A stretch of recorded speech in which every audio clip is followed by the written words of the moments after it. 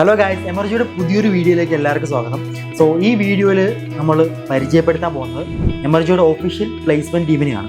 So നമുക്ക് ഒരുപാട് ചോദ്യങ്ങൾ വരാറുണ്ട് പ്ലേസ്മെൻറ്റിനെ പറ്റിയിട്ടാണ്. സോ ആ ചോദ്യങ്ങളെല്ലാം നമ്മൾ ഇന്ന് ആൻസർ ചെയ്യാൻ പോകുന്നത് ഒഫീഷ്യൽ നമ്മുടെ പ്ലേസ്മെൻറ്റ് ടീമിനെ ഇരുത്തിയിട്ടാണ്. മൈസെൽഫ് അനു ബഷീട്ടി, ഞാനിവിടെ സ്റ്റുഡൻ്റ് ആയിട്ടായിരുന്നു. ആൻഡ് ആഫ്റ്റർ ദാറ്റ് ഇപ്പം പ്ലേസ്മെൻറ്റ് കോർഡിനേറ്റർ ആയിട്ട് വർക്ക് ചെയ്യുന്നു. സ്റ്റുഡൻറ്റിൽ നിന്ന് പിന്നെ പ്ലേസ്മെൻറ്റ് കോർഡിനേറ്റർ അതൊരു ഡിഫിക്കൽട്ട് ജേർണി ആയിരുന്നു. ബട്ട് എന്നാലും ഐ വിൽ എൻജോയ് ബിക്കോസ് എനിക്ക് ഇഷ്ടപ്പെട്ട പൊസിഷൻ വർക്കും കാര്യങ്ങളൊക്കെ ആയിരുന്നു. And I am enjoying with my work. Myself Muhammad Sharafuddin, ഞാൻ ഇവിടെ ഒരു സ്റ്റുഡൻ്റ് ആയിട്ടാണ് കയറിയത്. ഇപ്പോൾ ഇവിടെ പ്ലേസ്മെൻറ്റ് കോർഡിനേറ്റർ ആയിട്ട് വർക്ക് ചെയ്യുകയാണ്. ഞാനിവിടെ സ്റ്റുഡൻ്റ് ആയിട്ട് കയറിയപ്പോൾ ആദ്യം എനിക്ക് തന്നെ ബേസിക്സ് കാര്യങ്ങളൊന്നും അറിയാൻ പാടില്ല. പിന്നെ എച്ച്ആറിൻ്റെ ബേസിക്സ് തൊട്ട് ഞാൻ പഠിച്ച് സെറ്റായി വന്നപ്പോഴത്തേനും എനിക്ക് നല്ലൊരു ഇവിടെ നിന്ന് ഒരു ഓഫർ കിട്ടിയിരുന്നു. എൻ്റെ സ്കില്ലും ആറ്റിറ്റ്യൂഡൊക്കെ കണ്ടപ്പോൾ എനിക്ക് എമർജി തന്നെ ഒരു ഓഫർ തന്നു. ഞാനത് അക്സെപ്റ്റ് ചെയ്തു. ഇപ്പോൾ ഇവിടെ പ്ലേസ്മെൻറ്റ് കോർഡിനേറ്റർ ആയിട്ട് വർക്ക് ചെയ്തുകൊണ്ടിരിക്കുകയാണ്. അത്യാവശ്യം പ്ലേസ്മെന്റ്സ് ഒക്കെ പോകുന്നുണ്ട്. ഇപ്പോൾ വർക്കിലായാലും ഞങ്ങൾ സാറ്റിസ്ഫൈഡ് ആണ്. ഇപ്പോൾ ഷർഫായാലും ഷർഫിനേക്ക് കോർഡിനേറ്റ് ചെയ്യുമ്പോൾ എൻ്റെ ഡൗട്ട്സും കാര്യങ്ങളും അവൻ ക്ലിയർ ചെയ്ത് തരും. അവൻ്റെ ഡൗട്ട്സ് എന്തെങ്കിലും ഞാൻ ക്ലിയർ ചെയ്ത് കൊടുക്കും. ബട്ട് ഒരു ടീം വർക്ക് ആയിട്ടാണ് ഞങ്ങൾ പോകുന്നത്. വർക്കിൽ ഇപ്പോൾ ഞാനും അവനും ഭയങ്കര കംഫർട്ടബിൾ ആണ് ആൻഡ് ഓൾസോ സാറ്റിസ്ഫൈഡ് ആണ്. എന്തെങ്കിലും ഡൗട്ടോ കാര്യങ്ങളുണ്ടെങ്കിൽ അവന് ക്ലിയർ ചെയ്ത് തരും. ആൻഡ് അവനായാലും ഇപ്പം എന്തെങ്കിലും ഡൗട്ടോ കാര്യങ്ങളുണ്ടെങ്കിൽ എന്നോട് ക്ലിയർ ചെയ്ത് തരും. ഒരു ടീം വർക്ക് പോലെയാണ് ഞങ്ങളിപ്പോൾ ഫേസ് ചെയ്തുകൊണ്ട് നിൽക്കുന്നത്. ഓക്കെ, ഇപ്പം നോർമലി അങ്ങനെയാണെന്നുണ്ടെങ്കിൽ എനിക്ക് നേരത്തെ ഉള്ളൊരു ഡൗട്ടാണ്.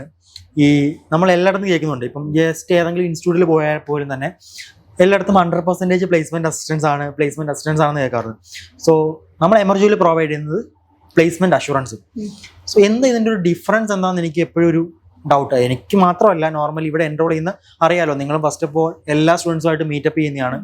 അപ്പോൾ അവരും ചോദിക്കാറില്ല ഈ പ്ലേസ്മെൻറ്റ് അസിസ്റ്റൻസും അഷുറൻസും തമ്മിലുള്ള ഡിഫറൻസ് എന്താണെന്നുള്ളത്. അല്ല, ഇപ്പൊ നിന്റെ മാത്രം ഡൗട്ട് അല്ല, എല്ലാവരുടെയും ഡൗട്ട് തന്നെ. അതിപ്പോ പറഞ്ഞ പോലെ അഷുറൻസ് എന്താണ്, അസിസ്റ്റ് എന്താണ്. ഫോർ എക്സാമ്പിൾ പറയുകയാണെങ്കിൽ ഇപ്പം 10 കമ്പനീസ് ഉണ്ടെങ്കിൽ ഇപ്പോൾ ഒരു കാൻഡിഡേറ്റിന് ഒരു കമ്പനി ഇപ്പം നമ്മൾ ജസ്റ്റ് ചൂണ്ടി കാണിക്കുന്നേ ഉള്ളൂ. ജസ്റ്റ് നിങ്ങൾ പോവുക, അസിസ്റ്റ് ചെയ്യുക. അത് നമ്മൾ ചെയ്യുന്ന പാർട്ട് ജസ്റ്റ് അസിസ്റ്റ് ചെയ്യുക. എത്രയും കമ്പനീസ് ഉണ്ടെങ്കിലും അവർക്ക് ആ ഓപ്പർച്യൂണിറ്റി കൊടുക്കാന്നേ ഉള്ളൂ. ജസ്റ്റ് ആ സ്റ്റുഡന്റ് സെൽഫിൽ അവർ തന്നെ കണ്ടുപിടിക്കുക. ജസ്റ്റ് എവിടെയെങ്കിലും വേക്കൻസി ഉണ്ടെങ്കിൽ നമ്മളിങ്ങനെ കാണിച്ചു കൊടുക്കും, അവിടെ ഉണ്ട്, ബാക്കി അവർ ചെയ്യാന്നുള്ളതാ. ഇപ്പം അഷുറൻസിന്റെ കേസിലേക്ക് വരുമ്പോഴത്തേക്ക്, അഷുറൻസിന്റെ കേസ് എന്ന് പറയുമ്പോൾ നമ്മൾ ഫുള്ളി A to Z നമ്മുടെ കാൻഡിഡേറ്റ്സിന്റെ റിക്വയർമെന്റ്സ് നമ്മൾ മനസ്സിലാക്കും. എക്സാമ്പിൾ എന്ന് പറയുകയാണെങ്കിൽ നമ്മൾ ഒരു കാൻഡിഡേറ്റ്സ് ഇപ്പോൾ ഇവിടെ ജോയിൻ ചെയ്യാൻ വന്നു, അവരുടെ റിക്വയർമെന്റ്സ് നമ്മൾ മനസ്സിലാക്കും A to Z. ഫസ്റ്റ് നമ്മൾ ഇനിഷ്യൽ മീറ്റപ്പ് ഒരു ഫേസ് ടു ഫേസ് മീറ്റിംഗ് നടത്തും. നമ്മൾ അവരുടെ റിക്വയർമെന്റ്സ് മനസ്സിലാക്കും. ഇവിടെയാണോ അതോ പുറത്ത് വല്ലതും വേക്കൻസി ഉണ്ടോ. പിന്നെ നമ്മൾ ഷെഡ്യൂൾ ചെയ്യുന്നത് 10 ഇന്റർവ്യൂസ് വെച്ചിട്ട് മാക്സിമം ഷെഡ്യൂൾ ചെയ്ത് കൊടുക്കും. ഓഫർ ലെറ്റർ വരെ നമ്മൾ കൂടെ ഉണ്ടാവും. അവർ ജേർണിയിൽ ഓഫർ ലെറ്റർ വരുന്ന വരെ നമ്മൾ കൂടെ ഇന്റർവ്യൂ അവിടെ കയറി അവർ അറ്റൻഡ് ചെയ്ത് അവർക്ക് ഓഫർ ലെറ്റർ കിട്ടണ വരെ നമ്മൾ അവരുടെ അഷുറൻസ്, അവർക്കൊരു ബാക്കപ്പ് പോലെ നമ്മൾ ഉണ്ടാവും, അവരുടെ കൂടെ ഉണ്ടാവും. പ്ലേസ്മെന്റ് അഷുറൻസിന്റെ കേസ് പറയുകയാണെങ്കിൽ നമ്മള് കാൻഡിഡേറ്റ്സ് ആയിട്ട് ഒരു ഫേസ് ടു ഫേസ് ഇന്ററാക്ഷൻ വെക്കും. അത് നമ്മൾ ഫസ്റ്റ് കാൻഡിഡേറ്റുമായിട്ട് വെക്കുന്ന പ്ലേസ്മെന്റ് മീറ്റപ്പിൽ ഇന്ററാക്ഷൻ. അതിന്റെ ഒരു നോർമൽ അതിന്റെ ഒരു യൂസ് എന്താ? അവരുടെ റിക്വയർമെന്റ്സ് മനസ്സിലാക്കാൻ വേണ്ടിയാണ്. ഇപ്പോ നമ്മൾ ഇവിടെ പ്രൊവൈഡ് ചെയ്യുന്ന ഡൊമസ്റ്റിക് ആൻഡ് ഇന്റർനാഷണൽ പ്ലേസ്മെന്റ്സ് ആണ് പ്രൊവൈഡ് ചെയ്യുന്നത്. ഓക്കെ, അപ്പൊ ഇവർക്ക് ഡൊമസ്റ്റിക് ഇപ്പോ കേരളത്തിൽ തന്നെ ഡിഫറെന്റ് സ്ഥലത്ത് വേണമെങ്കിൽ പ്രിഫറൻസും കാര്യങ്ങളും അറിയാൻ വേണ്ടിയിട്ടാണ്. ഇവിടുന്നാണ് അവർക്കൊരു റിക്വയർമെന്റ് തരാൻ പറ്റും. ജസ്റ്റ് എക്സാമ്പിൾ, എനിക്ക് വേണ്ടത് മുംബൈ ആണെന്നുണ്ടെങ്കിൽ എനിക്ക് ആ റിക്വയർമെന്റ്സ് നിങ്ങൾ സംസാരിക്കാം. നമ്മൾ എല്ലായിടത്തും നോക്കിക്കൊണ്ടിരുന്ന അവര് മുംബൈയിൽ മാത്രമാണ് നോക്കുന്നുള്ളെങ്കിൽ നമ്മൾ പിന്നെ വേറെ സ്ഥലത്ത് നോക്കണ്ടത്. അതേപോലെ നിങ്ങൾക്ക് ബക്കറ്റ് ലിസ്റ്റ് ഓഫ് കമ്പനീസ് ഉണ്ടെങ്കിൽ അതും അറേഞ്ച് ചെയ്യും. ബക്കറ്റ് ലിസ്റ്റ് ഓഫ് കമ്പനീസ് ഉണ്ടെങ്കിൽ അത് നമ്മുടെ അടുത്ത് പറയുമ്പോൾ നമ്മളത് നോട്ട് ചെയ്ത് അതനുസരിച്ചിട്ട് മൂവ് ചെയ്യും. അതാണ് ഡൊമസ്റ്റിക്കിൽ വരുന്നത്. ഇന്റർനാഷണൽ കേസ് വരുമ്പോഴത്തേക്ക് നമുക്കിപ്പോ UK based companies, Singapore companies ഒക്കെ ആയിട്ട് അവരെ പ്ലേസ്മെന്റ്, അവരുടെ പൊസിഷൻ ഓപ്പണിംഗ് ആണെങ്കിൽ നമുക്ക് റിക്വയർമെന്റ്സ് വരും. അങ്ങനെ പ്ലേസ് ചെയ്യും. സ്റ്റുഡൻസിന് ഇതിലേക്ക് റിക്വയർമെന്റ് തരാൻ പറ്റില്ല. ആ ടൈമിലെ വേക്കൻസി എന്താണോ അതനുസരിച്ചാണ് ഫില്ല് ചെയ്ത് പോകുന്നത്. സോ അപ്പം അഷുറൻസിന്റെ കേസ് വരുമ്പോഴത്തേക്ക് നോക്കുമ്പോൾ നമ്മളൊരു സ്റ്റുഡന്റ് A to Z കാര്യങ്ങൾ നോക്കും. നിങ്ങൾ ഇന്റർവ്യൂവിന് എത്തണ വരെ നോർമലി അവര് പ്ലേസ്ഡ് ആവുന്നവരുള്ള കാര്യങ്ങൾ മാക്സിമം നോക്കാറുണ്ട്. ഓക്കെ, അതാണ് അതിന്റെ ഡിഫറൻസ്. ലെറ്റർ വരുന്ന വരെ അവരെ കൂടെ തന്നെ ഫുൾ A to Z വരെ നമ്മൾ കാര്യങ്ങൾ അവരെ കൂടെ തന്നെ ഫോളോ അപ്പും കാര്യങ്ങളും ഒക്കെ അവരെ കൂടെ തന്നെ നിന്നിട്ട് നമ്മൾ നോക്കാറുണ്ട്. ഓക്കെ, പ്ലേസ്മെന്റ് അസിസ്റ്റൻസ് ആയപ്പോഴത്തേക്ക് അപ്പം ഒരുപാട് കാൻഡിഡേറ്റ്സ് ഉണ്ടല്ലോ, എല്ലാവരെയും കാര്യങ്ങൾ നോക്കേണ്ടി വരും. നിങ്ങൾക്ക് അങ്ങനെ വരുമ്പോഴത്തേക്ക് ഇതുവരെ ചെയ്തതിൽ നിന്ന് ഏതെങ്കിലും ആൾക്കാർ ഇങ്ങനെ ഒരു ബുദ്ധിമുട്ടായിട്ട് കോർഡിനേറ്റ് ആവാതെ അങ്ങനെ എന്തെങ്കിലും തോന്നിയിട്ടുണ്ടോ? അങ്ങനെ തോന്നിയിട്ടില്ല. എന്തെങ്കിലും റിക്വയർമെന്റ്സ് നെഗറ്റീവോ അങ്ങനെ എന്തെങ്കിലും ഉണ്ടെങ്കിൽ മാത്രമേ നമുക്ക് തോന്നിയിട്ടുള്ളൂ. അല്ലെങ്കിൽ ജസ്റ്റ് ആസ് യൂഷ്വൽ പോകുന്ന പോലെ തന്നെ അവർക്ക് എന്തൊക്കെയാണോ റിക്വയർമെന്റ്സും കാര്യങ്ങളും വേണ്ടതെന്ന് വെച്ചാൽ അതിനനുസരിച്ചിട്ട് നമ്മൾ ഫോളോ അപ്പ് ചെയ്തു പോകും. അത്രേ ഉള്ളൂ. എല്ലാം നെഗറ്റീവായിട്ട് ഇതുവരെ തോന്നിയിട്ടില്ല. ഇല്ല. എല്ലാരും ഓൺ ടൈമിൽ തന്നെ കോർഡിനേറ്റ് ചെയ്യാറുണ്ടോ? മേ ബി നമ്മളൊരു ഡെഡ് ലൈൻ അല്ലെങ്കിൽ ഒരു ഡെഡ് ലൈൻ കൊടുക്കും. ഇപ്പൊ CVs കാര്യങ്ങൾ കളക്ട് ചെയ്യാണ്ടെങ്കിൽ ഒരു ഡെഡ് ലൈൻ നമ്മൾ കൊടുക്കും. അതിനനുസരിച്ചിട്ടാണ് അവരും ആ ഡെഡ് ലൈൻ പോയിട്ടില്ല മീൻസ് ഡെഡ് ലൈൻ കഴിഞ്ഞ് അവർ തരികയാണെങ്കിൽ ജസ്റ്റ് അവരോട് പറയും ഇങ്ങനെ ചെയ്യരുത്. ബിക്കോസ് അത്രയും കമ്പനീസ് വെയിറ്റ് ചെയ്തുകൊണ്ട് നിൽക്കാം. സോ അത്രയും CVs കിട്ടുമ്പോൾ നമ്മൾ അത്രയും പുഷ് ചെയ്തു. സോ പിന്നെ ഉള്ള നോർമൽ എല്ലാവരുടെയും ഡൗട്ട് എന്ന് പറഞ്ഞാൽ ഇപ്പോൾ നമ്മൾ ഇവിടുന്ന് പ്ലേസ് ചെയ്യുന്നതിന് നോർമൽ +2 ആണ് മിനിമം ക്വാളിഫിക്കേഷൻ പറയുന്നത്. സോ അപ്പം നിങ്ങൾക്ക് വരുന്ന റിക്വയർമെന്റിൽ ഏറ്റവും കൂടുതൽ ഈ ബാച്ചിലേഴ്സ് വേണം, BTech വേണം, പിന്നെ അങ്ങനെ നോർമൽ റിക്വയർമെന്റ് ആണോ +2 തന്നെയാണോ മെജോറിറ്റി? ഇല്ല, ഫ്രഷേഴ്സ് ഇപ്പൊ +2 കഴിഞ്ഞിട്ട് അവര് സ്കിൽസ് ആണ് മെയിൻലി നമ്മൾ നോക്കുന്നത്. അത്രേ ഉള്ളൂ. ഇപ്പം ഒരു കമ്പനി വിളിക്കുകയാണെങ്കിലും അവരിപ്പം പറയുകയാണെങ്കിലും ഫ്രഷേഴ്സ് എന്ന് പറയും, എടുത്തേക്ക് ഫ്രഷേഴ്സ് എന്ന് പറയും, അല്ലെങ്കിൽ 12th അല്ലെങ്കിൽ ക്വാളിഫിക്കേഷൻ അങ്ങനെ പറയുകയാണെങ്കിൽ മേ ബി ക്വാളിഫിക്കേഷനുള്ള കാൻഡിഡേറ്റ്സ് നമ്മൾ അങ്ങനെ കൊടുക്കും. ഫ്രഷേഴ്സ് ആണെങ്കിൽ അങ്ങനെ കൊടുക്കും. +1 +2 ആണെങ്കിൽ അങ്ങനെ കൊടുക്കും. അങ്ങനെ സ്ക്രീൻ ചെയ്തിട്ടാണ് നമ്മൾ ഓരോ കാൻഡിഡേറ്റ്സിനെ മൂവ് ചെയ്യുന്നത്. സോ അപ്പം ആ ഒരു റിക്വയർമെന്റ് അങ്ങനെ ഇല്ല, സ്കില്ലാണ് നമ്മൾ ഫോക്കസ് ചെയ്യുന്നത്. ഓക്കെ. സോ ഇപ്പം ഇന്റർനാഷണൽ പോകുമ്പോഴത്തേക്കും ആ ഒരു റിക്വയർമെന്റ് നോർമലി +2 തന്നെയാണോ അതോ എന്തെങ്കിലും അവിടെ വേരിയേഷൻസ് വരാൻ ചാൻസ് ഉണ്ടോ? മേ ബി വരാൻ ചാൻസ് ഉണ്ട്. അതിപ്പോ നമുക്ക് 100% പറയാൻ പറ്റില്ല. അവരുടെ റിക്വയർമെന്റ്സ് ഉണ്ടാവുള്ളൂ, കമ്പനിയുടെ റിക്വയർമെന്റ്സ് ഉണ്ടാവുള്ളൂ. അപ്പൊ അതിനനുസരിച്ച് നമ്മൾ ഫോളോ അപ്പ് ചെയ്യും. ഡൊമസ്റ്റിക് ആവുമ്പോഴേക്കും നമുക്ക് ആ ഒരു ഇതില്ല, ഇന്റർനാഷണലി പോകുമ്പോഴത്തേക്ക് അങ്ങനെയും കൂടെ നോക്കേണ്ടി വരും. ബേസിക്കലി നമ്മൾ ഏത് ജോബ് എടുക്കുവാണെങ്കിലും ഒരു ടാർഗറ്റ് ബേസ്ഡ് ആയിരിക്കും. സോ നിങ്ങൾക്ക് അങ്ങനെ എന്തെങ്കിലും ഒരു ടാർഗറ്റ് ഉണ്ടോ, അല്ലെങ്കിൽ ലൈക്ക് എന്താ നിങ്ങളെ ക്ലിയർ ഓഫ് ഒരു മോട്ടോ എന്താണ് ഡിപ്പാർട്ട്മെന്റ് വർക്ക് ചെയ്യാനായിട്ട്? ഞങ്ങൾ ഒരു മോട്ടോ അല്ലെങ്കിൽ ഞങ്ങൾ ടാർഗറ്റ് എന്ന് പറയുമ്പോൾ ബേസിക്കലി ഞങ്ങൾ നോക്കുന്നത് എന്താ വെച്ചാൽ ഇപ്പൊ എമർജന് നോക്കുമ്പോൾ n നമ്പർ ഓഫ് എംപ്ലോയീസിനെ നമ്മൾ ഇവിടെ തന്നെ പ്ലേസ്ഡ് ആക്കാം.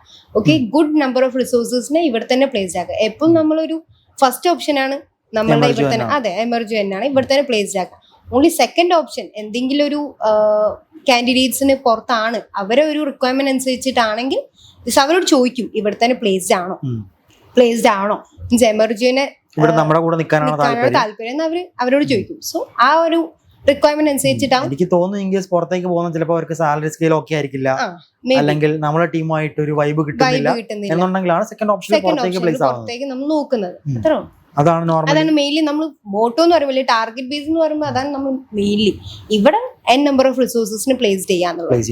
മാക്സിമം നമ്മുടെ ടീം ബിൽഡ് ചെയ്യുക എന്നുള്ളത് തന്നെയാണ്. ബിൽഡ് ചെയ്തെടുക്കാം. ഇപ്പോൾ യൂണിറ്റി ഡെവലപ്പേഴ്സിന്റെ കേസ് തന്നെ എടുക്കാം. ഓക്കെ, യൂണിറ്റി ഡെവലപ്പേഴ്സിന്റെ കേസ് എടുക്കുമ്പോഴത്തേക്ക് ഇപ്പോൾ ഗൂഗിളിൽ പോയി കഴിഞ്ഞാലും ഏത് സെർച്ച് എഞ്ചിനിൽ പോയി കഴിഞ്ഞാലും ഏറ്റവും കൂടുതൽ ഇൻ ഡിമാൻഡ് ഉള്ള ജോബാണ് യൂണിറ്റി ഡെവലപ്പേഴ്സ് എന്ന് പറയുന്നു. ഇപ്പോൾ ലിങ്ക്ഡിന്റെ കേസ് എടുക്കുകയാണെങ്കിൽ 7th മോസ്റ്റ് സെർച്ച്ഡ് ജോബാണ് യൂണിറ്റി ഡെവലപ്പേഴ്സ്. പക്ഷേ നമ്മളിപ്പോൾ ഒരു ഇൻഡീഡിലോ നൗക്കറിയിലോ നമ്മുടെ ജോബ് പ്ലാറ്റ്ഫോമിലേക്ക് പോകുമ്പോഴത്തേക്ക് ഒരു പൈത്തൺ ഡെവലപ്പറിനുള്ള വേക്കൻസി വരുന്ന ജോബ് പോസ്റ്റിന് അത്ര പോലും യൂണിറ്റി ഡെവലപ്പേഴ്സിനെ കാണാറില്ല.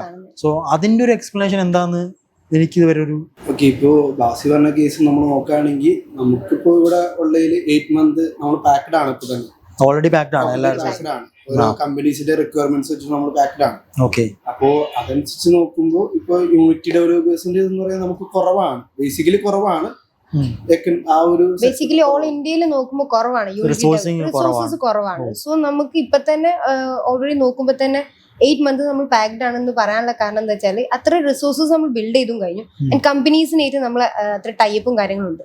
യൂണിറ്റി ഡെവലപ്പേഴ്സിന്റെ കേസസും കാര്യം ഇപ്പം ബാസി പറഞ്ഞ പോലെ തന്നെ ഇപ്പം ലിങ്ക്ഡിനിലായിക്കോട്ടെ റിസോഴ്സസ് അല്ലെങ്കിൽ പ്ലാറ്റ്ഫോംസോ അല്ലെങ്കിൽ അവരെ ജോബ് പൊസിഷൻ അവർക്ക് ഇടേണ്ട ആവശ്യമില്ല. ബിക്കോസ് അവർക്ക് അറിയാം ലിമിറ്റഡ് വേക്കൻസീസേ ഉള്ളൂ. ജോബ് പോസ്റ്റ് ഇട്ടിട്ട് നോർമലി അതിന് കാൻഡിഡേറ്റ്സ് വരുമെന്നുള്ള ഉറപ്പൊന്നുമില്ല. അപ്പൊ ജസ്റ്റ് അവർ ഇടാന്നല്ലോ. അപ്പൊ അവരെ പാർട്ട് അവർ ഫുൾഫിൽ ചെയ്തു. ദെൻ നമ്മളുടെ ഇപ്പൊ യൂണിറ്റി ഡെവലപ്പേഴ്സ് പറയുമ്പോൾ ഇപ്പൊ നമ്മളായാലും കോഴ്സും ഇന്റേൺഷിപ്പും ഇവിടെ കമ്പനി വർക്ക്സും കാര്യങ്ങളും ഒക്കെ ലൈവ് പ്രൊജക്ട്സും നമ്മൾ കൊടുക്കുന്നത്. സോ നമുക്ക് അറിയാം അവർ 1 year ആയിക്കോ 2 year എക്സ്പീരിയൻസ് ആയിട്ടുള്ള കാൻഡിഡേറ്റ്സ് ഇവിടുന്ന് പുറത്തേക്ക് വിടും.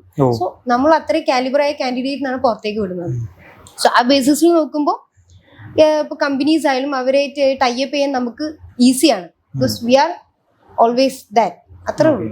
അപ്പൊ നമുക്ക് ഓൾറെഡി റിക്വയർമെന്റ്സ് ഉണ്ട്, അതും ഇപ്പൊ പാക്ഡ് ആണ്. അപ്പൊ നമുക്ക് നോർമലി ഈ ജോബ് പോസ്റ്റ് ഇങ്ങനത്തെ കാര്യം ഡാറ്റ മൈൻ ചെയ്ത് അങ്ങോട്ടേക്ക് കോൺടാക്ട് ചെയ്യേണ്ട കാര്യമില്ല. ഇനിയിപ്പോ എനിക്ക് ജസ്റ്റ് അടുത്ത കേസ് ഇത്രയും കമ്പനീസ് ഉണ്ടോ എന്നുള്ളതാണ്. ഓക്കെ ഇപ്പൊ നമ്മൾ ഇത്രയും യൂണിറ്റ് ഡെവലപ്പേഴ്സിനെ ബിൽഡ് ചെയ്യണം എന്നുള്ളതൊക്കെ പറയുന്നു.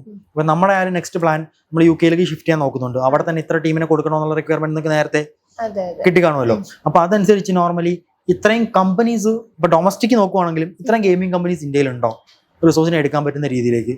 അവർ യൂണിറ്റി തന്നെയാണോ മെജോറിറ്റി യൂസ് ചെയ്യുന്നത്? ഓക്കെ അതിൽ നിങ്ങളൊരു കേരളത്തിൽ തന്നെ നോക്കുകയാണെങ്കിൽ നമുക്കൊരു കൗണ്ടബിൾ കമ്പനീസ് ഒക്കെ ഉള്ളൂ.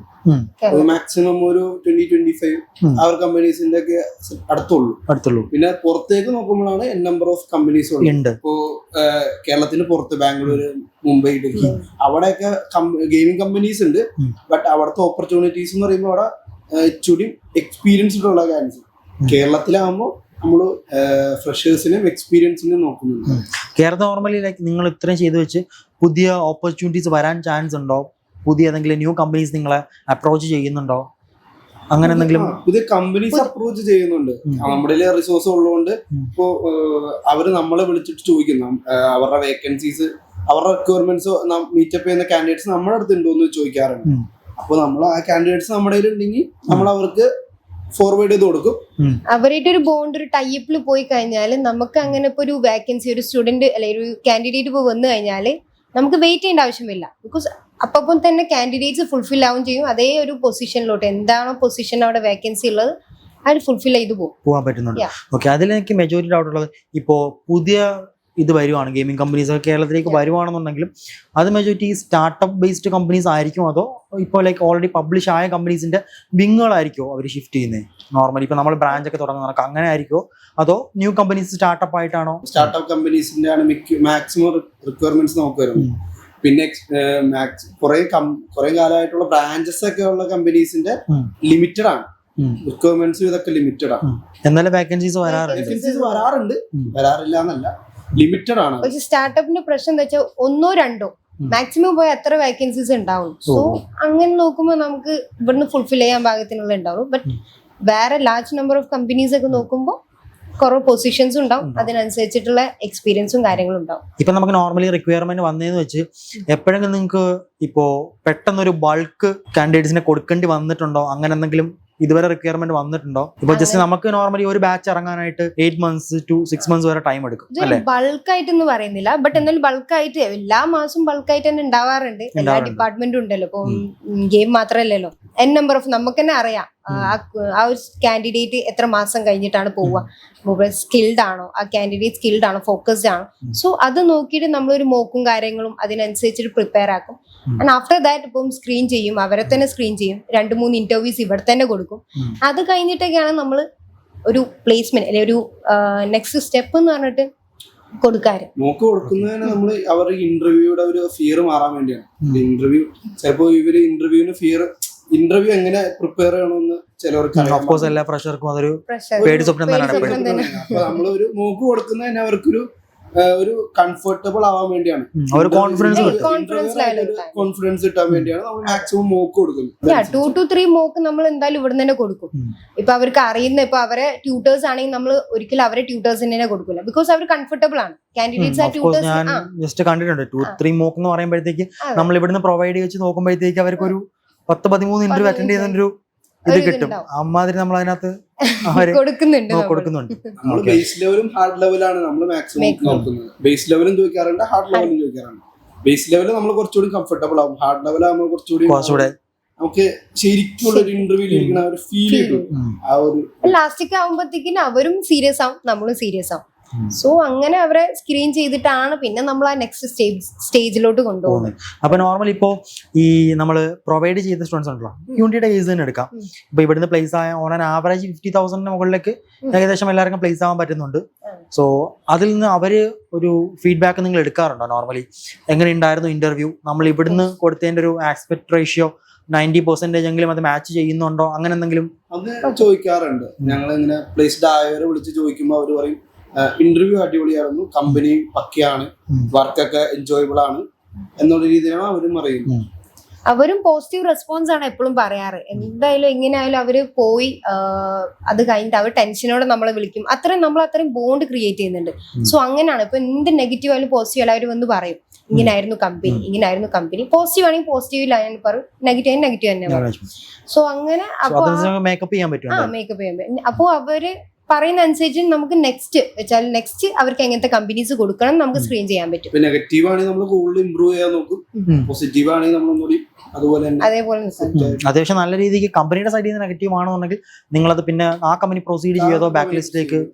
ഇല്ല അങ്ങനെയല്ല. അപ്പൊ ഒരു കാൻഡിഡേറ്റിനെ കൊണ്ട് അത് നെഗറ്റീവ് ആയതുകൊണ്ട് അത് ബ്ലാക്ക് ലിസ്റ്റ് ചെയ്യേണ്ട ആവശ്യമില്ല. അടുത്ത കാൻഡിഡേറ്റ്സ് കൊടുക്കാം. നെഗറ്റീവ്സ് വരുവാണെന്നുണ്ടെങ്കിൽ കമ്പനിക്ക് ബ്ലാക്ക് ലിസ്റ്റ് എന്താണ് നമ്മൾ ചോദിക്കും, കമ്പനീസിന്റെ അടുത്ത് എന്താണ് ചോദിക്കുമ്പോൾ അവര് പറയുന്ന എവിടുത്തെ നെഗറ്റീവ് ആണ്, കാൻഡിഡേറ്റിന്റെ നെഗറ്റീവ് ആണോ കമ്പനി നെഗറ്റീവ് ആണോ നമ്മൾ നോക്കണല്ലോ. സോ കമ്പനിയാണ് മേ ബി കാൻഡിഡേറ്റ് ആവും, ബിക്കോസ് കോൺഫിഡൻസും കാര്യങ്ങളും ബ്ലാക്ക് ഇല്ലാത്തതുകൊണ്ട് ചിലപ്പോ അടുത്ത ഓപ്പർച്യൂണിറ്റിക്ക് വേണ്ടി ഒരു ഫാൾസ് സ്റ്റേറ്റ്മെന്റ് തരുന്നതായിരിക്കാം. പിന്നെ ഓപ്പർച്യൂണിറ്റി വരുന്നതിൽ മെജോറിറ്റി നമുക്കിപ്പം ഹൈബ്രിഡ് ആണോ, വർക്ക് ഫ്രം ഹോം ആണോ, അതോ വർക്ക് അറ്റ് ഓഫീസ് ആണോ, എങ്ങനെയാണ് യൂണിറ്റി ഡെവലപ്പേഴ്സിന്റെ കേസിൽ നോർമലി വരാറ്? ഡെവലപ്പേഴ്സിന്റെ കേസിൽ ഹൈബ്രിഡ് ആണ് ശരിക്കും. ഇത് നോക്കുമ്പോൾ ഓൺലൈൻ ആയാലും ഓഫ്ലൈൻ ആയാലും അവര് ഹാപ്പിയാണ്. യൂണിറ്റി ഡെവലപ്പേഴ്സ് നോക്കുമ്പോൾ ഞാൻ പറയുകയാണെങ്കിൽ എന്റെ ഒരു പെർസ്പെക്റ്റീവ് അനുസരിച്ചിട്ട് ഓഫ്ലൈൻ ആണ് മേ ബി ബെറ്റർ, ബിക്കോസ് അവിടെ പോയി വർക്ക് ചെയ്യാനുള്ളേ ഉള്ളൂ. ബട്ട് എന്നാലും ആ അറ്റ്മോസ്ഫിയറിൽ നമ്മൾ വർക്ക് ചെയ്യും, ആംബിയൻസും കാര്യങ്ങളും നമ്മൾ ആ ഒരു വേയിൽ നമ്മൾ വർക്ക് ചെയ്ത് പോകും. ഓൺലൈൻ ആവുമ്പോൾ ആ ഒരു ഡിഫറൻസ് എന്തായാലും വരും. ആ ഉറക്കപ്പിച്ചു അറിയാലോ. ഓക്കെ, അപ്പം ജസ്റ്റ് നമുക്കിപ്പോ ലേറ്റസ്റ്റ് പ്ലേസ് ആയ അഖിൽ തമ്പി ഉണ്ട്. അഖിൽ തമ്പിയായിട്ട് ഞാൻ കഴിഞ്ഞ വട്ടം ഒരു കോൺവെർസേഷൻ ഉണ്ടായിരുന്നു. പുള്ളി ഓഫ് കോഴ്സ് വർക്ക് എൻജോയ് ചെയ്യുന്നുണ്ടെന്നാണ് പറഞ്ഞത്. കംപ്ലീറ്റ്ലി വർക്ക് ഫ്രം ഹോം ആണ്. ഓഫീസിലേക്ക് പോകാൻ ഒരു താല്പര്യമില്ല. ഇടയ്ക്ക് അവര് മീറ്റിലൊക്കെ വരുമ്പോഴാണ് ഇതാണ് ഓണപരിപാടി, ഇതാണ് അങ്ങനെയാണ് കാണിക്കാറെന്ന് പറഞ്ഞു നോർമലി. അപ്പം അങ്ങനെയുള്ള കാൻഡിഡേറ്റ്സിന്റെ ഫോളോ അപ്പ് നിങ്ങൾ നോർമലി എടുക്കാറുണ്ടോ? അവർക്ക് എന്തെങ്കിലും ഇംപ്രൂവ് ചെയ്യാൻ പറ്റുന്നുണ്ടോ? അവർ എപ്പോഴും അല്ല, എന്തെങ്കിലും ന്യൂ റിക്വയർമെന്റ്സ് ഉണ്ടെങ്കിൽ അവരെ ത്രൂ അറിയിക്കും. ഓക്കെ, അതൊരു ബെനിഫിറ്റ് ആണ് നമുക്ക്. അപ്പം എന്ത് പൊസിഷൻ ഉണ്ടെങ്കിലും അവര് നമ്മളായിട്ട് പോസിറ്റീവ് ഇന്ററാക്ട് ചെയ്തേക്കും. ഗിൽ തമ്പി എന്നല്ല പറയുന്നത്, ഇവിടുന്ന് ഏത് പ്ലേസ്ഡ് ആയ കാൻഡിഡേറ്റ്സ് ആയിക്കോട്ടെ, അവരെന്ത് അവരെ കമ്പനിയിൽ എന്ത് നടന്നാലും എന്ത് ഇതുണ്ടെങ്കിലും നമ്മളായിട്ട് ഷെയർ, ബിക്കോസ് നമ്മൾ അങ്ങനെ ഒരു ബോണ്ടും അങ്ങനത്തെ ഒരു ടീം ആണ് ക്രിയേറ്റ് ചെയ്തേക്കുന്നത്. സോ അങ്ങനെ നെഗറ്റീവ് വരാൻ മാത്രമല്ല, അവരെന്തെങ്കിലും പൊസിഷൻസോ കാര്യങ്ങൾ ലേറ്റസ്റ്റ് ആയിട്ട് എന്തെങ്കിലും ഉണ്ടെങ്കിൽ ഓൺ ദ സ്പോട്ട് നമ്മളെ തന്നെയാണ് കോൺടാക്ട് ചെയ്യുക. സോ ആ ത്രൂ ബെറ്റർ.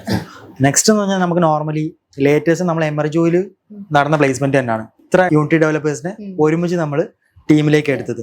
സോ അവരുടെ അടുത്ത് ഫസ്റ്റ് ഒപ്പീനിയൻ നിങ്ങളുടെ തന്നെ ആയിരിക്കുമല്ലോ, പ്ലേസ് ചെയ്യാൻ പോവാണ് എന്താണെന്നുള്ള നിങ്ങളുടെ ആ ഒരു ഫസ്റ്റ് ടോക്ക് കാണുമല്ലോ.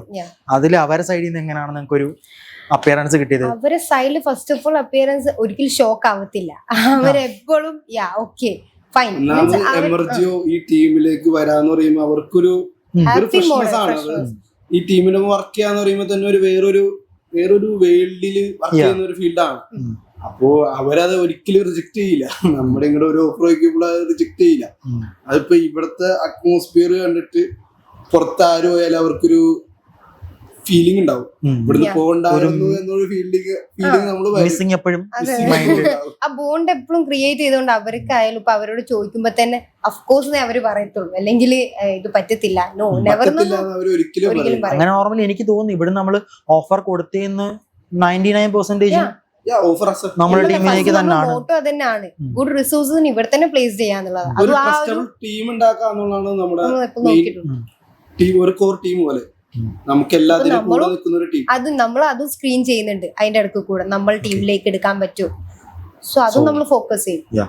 അപ്പൊ നോർമലി ഒരു ഇൻ സ്കെയിൽ നോക്കുകയാണെങ്കിൽ നമ്മളിപ്പോ 100% പ്ലേസ്മെന്റ് അഷുറൻസ് എന്നൊക്കെ പറയുന്ന കണക്ക് 100% നമുക്ക് പ്ലേസ്മെന്റിൽ നിങ്ങൾക്ക് സൈഡിൽ നിന്ന് ഒരു കോൺട്രിബ്യൂഷൻ ചെയ്യാൻ പറ്റിയിട്ടുണ്ടോ, അതോ എല്ലാവരും ഇവിടെ തന്നെ പ്ലേസ് ചെയ്യാൻ പറ്റിയിട്ടുണ്ടോ? ചില എക്സെപ്ഷൻ കേസ് ഉണ്ട്. നോർമലി ഇപ്പോൾ മാസ്റ്റേഴ്സ് ഒക്കെ ചെയ്യാൻ പോകുന്ന കാൻഡിഡേറ്റ്സിനെ ഫൈൻഡ് ചെയ്തിട്ടുണ്ട്. അപ്പൊ അവർക്ക് നോർമലി ഇത്ര ടൈം കഴിഞ്ഞിട്ട് പ്ലേസ്മെന്റ് മതി അങ്ങനെ റിക്വയർമെന്റ് തരാറുണ്ട്. അത് അക്സെപ്റ്റ് ചെയ്ത് കഴിഞ്ഞാൽ നോർമലി നമുക്ക് അങ്ങനെ പറയാൻ പറ്റുമോ? അവരൊരു ടൈം പറയും, അല്ലെങ്കിൽ ഇപ്പം പറഞ്ഞ പോലെ മാസ്റ്റേഴ്സ് പഠിക്കാൻ പോവാന്ന് പറഞ്ഞാൽ അവര് പറയും ഓക്കെ ഒരു 2 months ഹോൾഡ് ചെയ്യാവോ. സോ അപ്പൊ അങ്ങനെ ഞങ്ങൾ അതും സ്ക്രീൻ ചെയ്തിട്ടാണ് ഞങ്ങൾ എടുക്കുക. ഞങ്ങൾ ജസ്റ്റ് ഒരു അങ്ങനത്തെ അപ്ലിക്കൻസ് ഉണ്ടെങ്കിൽ ഞങ്ങൾ ജസ്റ്റ് മാറ്റി വെച്ചിട്ട് നമ്മൾ ആ ഡേറ്റ് അനുസരിച്ചിട്ട് അവരോട് റീകോൾ ചെയ്യും, റീഷെഡ്യൂൾ ചെയ്യും, ഇന്റർവ്യൂസും കാര്യങ്ങളും. സോ ഗൈസ്, അപ്പോൾ ഇത്ര നേരത്തെ നിങ്ങൾ വർക്ക് മാറ്റി വെച്ച് ഈ വീഡിയോയ്ക്ക് വേണ്ടിയിട്ട് കോൺട്രിബ്യൂട്ട് ചെയ്തുകൊണ്ട് വലിയൊരു താങ്ക്സ്. ആൻഡ് കുറേ പേരുടെ ഡൗട്ട് നമുക്ക് ഇതിൽ നിന്ന് ക്ലിയർ ചെയ്യാൻ പറ്റിയെന്ന് ഞാൻ എന്തായാലും വിശ്വസിക്കുന്നുണ്ട്. നിങ്ങൾ തന്നെ വിശ്വസിക്കുന്നുണ്ട് എന്ന് ഞാൻ വിചാരിക്കുന്നു. അപ്പോൾ ഓക്കെ ഗൈസ്, ബൈ.